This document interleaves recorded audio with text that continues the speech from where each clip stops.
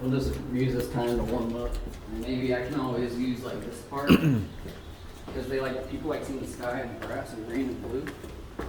But I can always mute like this part. I usually do sound over anyway. Sometimes I'll just say F it and upload the raw footage with the captions and everything.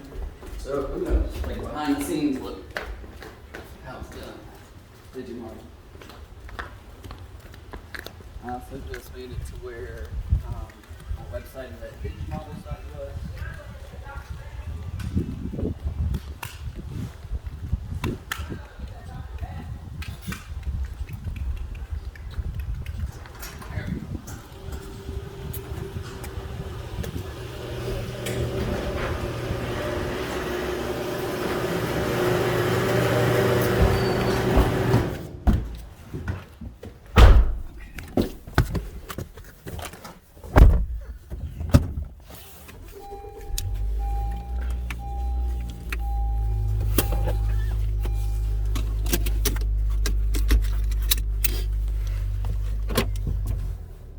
Cool.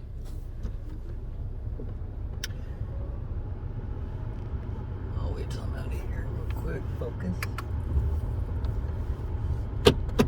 Postman's here. Saturday. Yeah, people like seeing the background. It's moving. It keeps the attention span going. Just kind of like TikTok or short reel videos. It's like you need something there to just keep that reptilian brain of yours at bay, that other consciousness you have that's thinking about other things. So, and supposedly your subconscious is like smarter than you, but it's like not under your direction. It's just kind of crazy to think about, but I kind of think of my subconscious as like an abstract concept, but in reality, I speak to my own mind. You know what I mean? It's like I got to talk to my own mind about why, like what our goals are. Like, is it logical? Is it what I truly want? What are my principles? It's a lot. So but yeah, with the TikTok and I've always seen like better results with content viewership with like mixture of green and blue for the sky. It's fairly positive, and then like the constant movement, the continuous movement, just keeps the eye entertained, and also hand gestures. Hand gestures can be extremely effective. We learned this in presentation skills. So it really helps convey your meaning, and people empathize with you more, especially whenever you just continuously build rapport through conversation. So the more words you say, kind of the better, because people don't want to be left in the dark. You don't want to leave it too mysterious. Sometimes, of course, you want mystery, but for certain purposes. So it's all about effectiveness. So talking about DigiModels here. I was talking about my website, DigiModels.us, but I also just bought and relayed my application, the multiplayer game app, to DigiModels.app. So go check it out. You and like another person, or even yourself, could open like 2 separate tabs of the game, and then have 2, players there. I guess you could if you could split the window, you could be double playing like that. But I'm really trying to add functionality soon. I'm about to use GitHub Copilot to help me in my VS Code, because it's an extension. I pay for like $10 a month to GitHub, but it helps it's like AI helping you with assistance with your code. You can literally type in a comment like // and then you say, write some code in Python to execute this tweet, and I do it every day at 11:11. Oh shoot, that's coming up.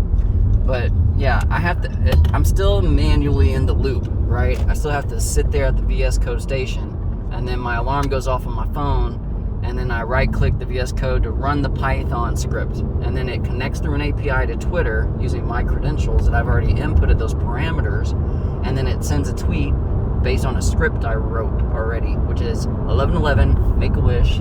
DigiModels wrote this Python script, using GitHub Copilot and VS Code, and then I tag Paris Hilton because she's like the OG that came up with the 1111 Make-A-Wish concept and tweet.